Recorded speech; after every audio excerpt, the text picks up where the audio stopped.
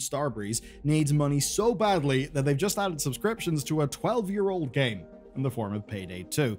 And the reason why is actually what you would expect. It's that Payday 3, their new game, is simply not bringing in the money that they need. And that's on a pretty major scale. Just take a look at these player counts. Under 1,000 for Payday 3 versus 30,000 for Payday 2, the 12-year-old game. But here's what's wild.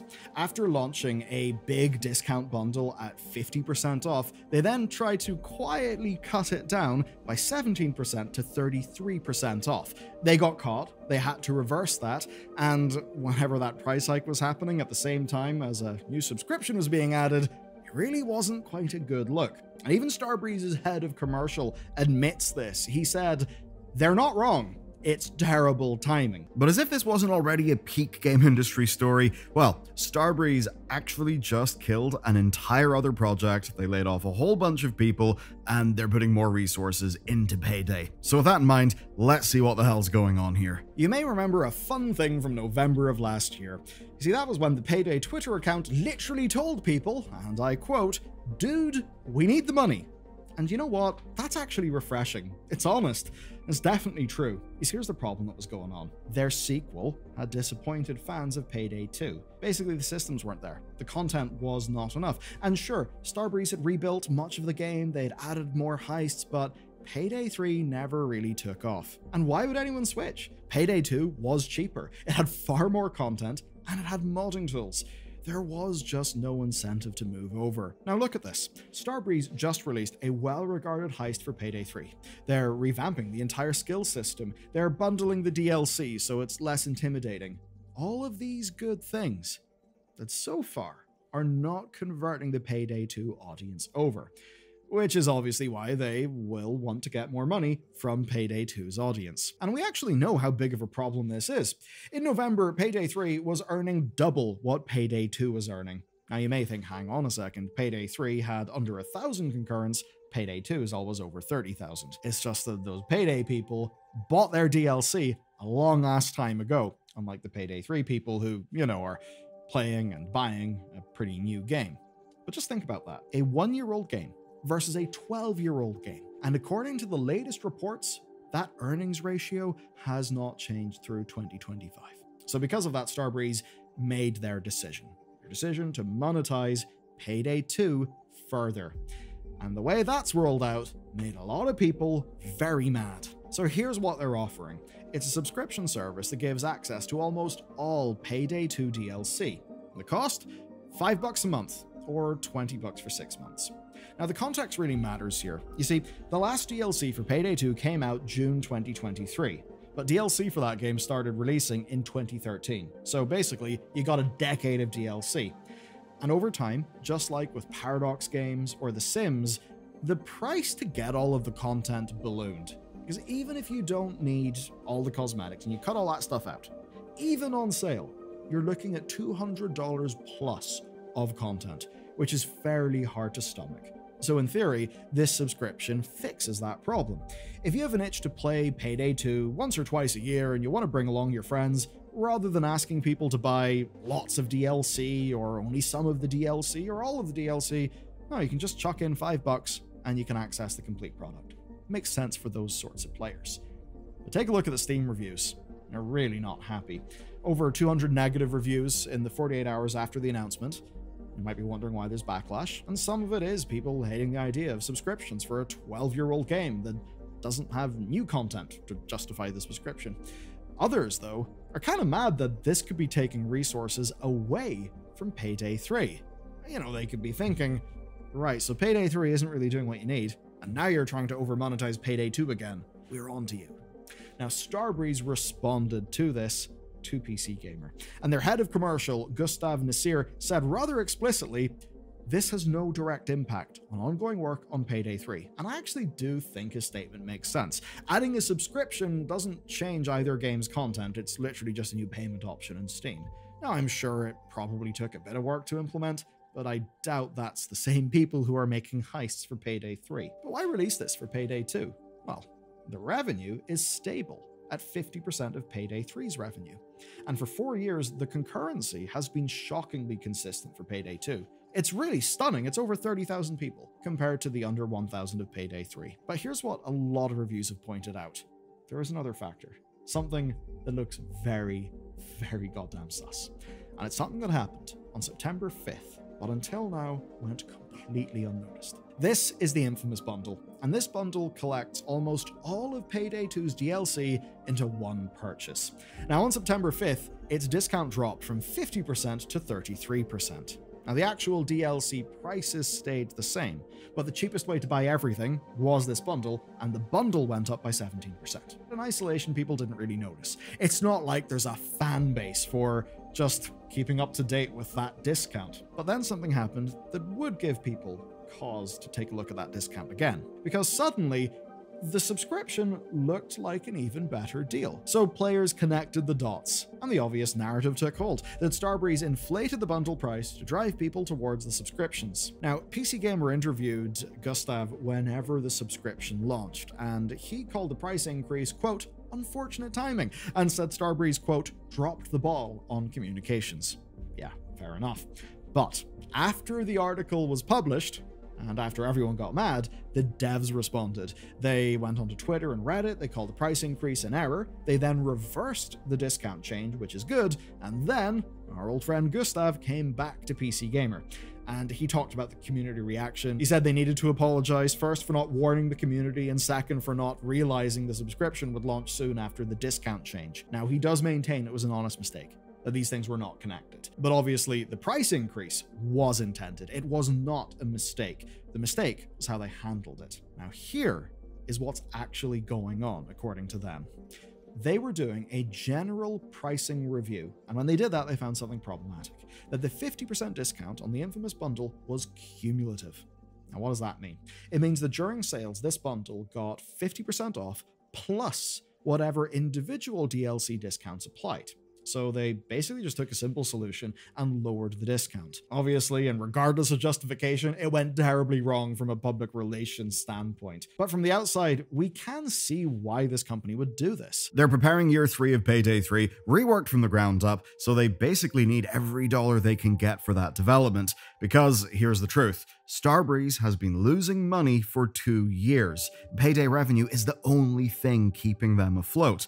And that is why they're killing their D&D project, firing staff, and refocusing toward Payday more than ever. No story about game development on the European continent is complete without a mention of our good old friends at the Embracer Group.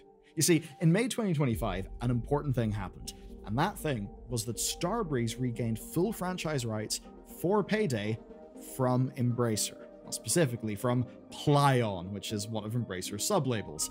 A really badly named one at that. But the point is, Starbreeze had not fully owned their own game until that point. Since then, the framing changed. Payday is now the core of the company, and that's why Starbreeze just announced the Project Baxter, which was the D&D co-op project supposed to be releasing in 2026, is now cancelled. $27.2 million is being written off, and around 44 staff are being laid off pending union negotiations. So that basically means everything at Starbreeze is about Payday now. And that's why not everyone is being laid off. In fact, some of them are being redeployed to bring that team up to 50 devs by the end of the year. And the new CEO explained, to quote him, "We are doubling down on what our players love and what we do best, owning the heisting genre. Payday is our platform for growth." And while the cancellation might be a surprise, I think anyone who's been paying attention to this company kinda saw this shift coming, because they have been talking about it since August, and not just talking about it idly. They've been framing the future of Payday as 4 different strands of development, basically 4 different development threads. So, the first of these threads is Payday Core. That's Payday 3 and any future work. Then there's Payday Legendary, which is Payday 1 and 2. Then there's Payday Lore and Licensing, which is merch, comics, and transmedia. And then fourth, and most interestingly, Payday Partnerships. And said partnerships have already started. And this is where your mind's just going to explode, right? This is Notoriety. It's an unlicensed Payday clone in Roblox. But what happened is that Starbreeze gave it official licensing. And the reason why is that it has over 227 million players. Yes, that number is real. And I think we can all see the value for Starbreeze in doing a licensing deal with that, I guess, Payday knockoff that's got over 227 million players. But that's not all. There was also a PUBG licensing deal done with Krafton where they're now implementing Payday content into PUBG. And if you want to understand how important this licensing side is, all you need to do is check out their Q2 report. Here's a quote. During the quarter, it was our single largest revenue contributor. So, yeah, you know, there's Payday 1, Payday 2, Payday 3. You can buy those. Or there's licensing deals, which have ended up being their largest revenue contributor. Pretty impressive, right? That's kind of crazy, and I guess it's why licensing deals really are just the talk of the town within the games industry these days. Now, these projects, these sort of 4 pillars of Payday, of Starbreeze, they've got their own separate teams, their own separate cash flows, but they do make money. And each thread can theoretically support itself, and in doing so, support all of Starbreeze's continued existence. And that's why they were looking back at Payday 2's consistent audience and trying to find a new way to monetize that audience. That's why they're limiting unintended discounts and doing things like the subscription, because they actually do need money. And just speak to another thing I've noticed, right? And that's that so many of us actually just play games that came out 10 years ago, or even more than that. There's one example that's always in my head, and that's Medieval 2, the Total War game. It always has massive concurrence in Steam compared to even newer Total War games, and I've always just wondered, man, if I was Creative Assembly, and I had that many people playing that game, surely I would try to sell them something, and, you know, make DLC. So maybe, in doing things like this, they're beginning to work out how to actually meet their players. Now, of course, there thus far is no new content within Payday 2. Hopefully that will change. But to understand why they need the money, you just need to look at Starbreeze's story. This is a team that's been through multiple leadership changes and multiple rounds of layoffs over the last few years. They are under extreme pressure to deliver. Right now, the quick solution is just adding products like the subscription thing that they've done. That's a nice, easy to implement thing. It'll be a little revenue boost to show to the investors and make the game less intimidating for new players, which is pretty important in the long run. And it's something that takes basically no dev time. They've also clearly learned something from Paradox, which I haven't mentioned before on the channel, but you really should know about it. Paradox added paid DLC to City Skylines 1, not Skylines 2, and they added the paid DLC 18 months after the game's final update. That's another example of the sequel game not really going so well, and that does keep on happening. I think the one that's most in my head is the move from Destiny 1 to Destiny 2. Whereas flashy as D2 was, it basically threw loads of the progression that D1 had made, in terms of gameplay and systems, into the bin for a fresh start, which meant that for so many players, the big new exciting game felt threadbare and disappointing. Just like the launch of Payday 3. Just like City Skylines 2. This keeps happening. Now, when we take a look at their quarterly report, we see Starbreeze say they've got an improved content pipeline across both Payday 2 and Payday 3. Something we now understand means diverting resources from D&D to Payday 3, but it seems like it might be across the whole brand in the future. Now that quote makes me suspect there may be actual Payday 2 content coming, which would make sense in a world where there's now a subscription. But there is obviously a risk here. They can't antagonize their existing audience with moves like price raising, not if they want to keep them around. And as I think we've shown, well, I've not been able to move those Payday 2 people over to Payday 3. They absolutely do need to keep those people around if their business is going to stay afloat. I suppose, well, that may mean they will be asking for some of your money. Very much hope they'll be doing that in return for new bits of content, perhaps taking a leaf out of Paradox's book in giving City Skylines 1 some new content. Of course, in a world where Skylines 2 is still somewhat floundering. And I know that compared to other things on this channel, today's story could seem quaint. I mean, we've been talking about the payment processor stuff, the online safety acts, you know, layoff waves of thousands and thousands of people. But I think this story is just a great little microcosm of game dev being pretty goddamn hard, and the basic financial realities, well, you know, clashing with player interests, clashing with dev interests. I hope Payday people get some new content. But at any rate, if you want to watch a good video next, you should watch this one. It's about malware on Steam, but not just any malware. Malware that has been draining tens of thousands of dollars from people, and at least one of those situations does involve a cancer patient. It's honestly quite heartbreaking, But I do have a nice bit of news. People have more than made up for the amount of money that was stolen. So that's great news, but it doesn't take away from the pretty extreme malware problem that Valve are facing down. If you want to learn about that problem, watch this video next.